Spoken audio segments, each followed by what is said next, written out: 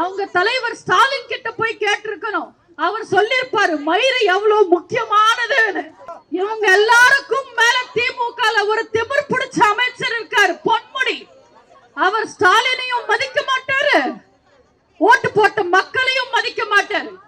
பெண்களை பார்த்து பொன்முடி ஓசி டிக்கெட்டுங்கன்னு பேசுவாரு.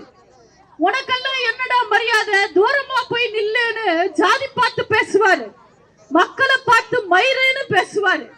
பொன்முடி மக்களை பார்த்து மயிறுன்னு பேசுறதுக்கு முன்னாடி அவங்க தலைவர் ஸ்டாலின் கிட்ட போய் கேட்டிருக்கணும். அவர் சொல்லிருப்பாரு மயிறு எவ்வளவு முக்கியமானதுன்னு. அந்த பொன்முடி சமீபத்துல ஒரு பேச்சு பேசியிருக்காரு.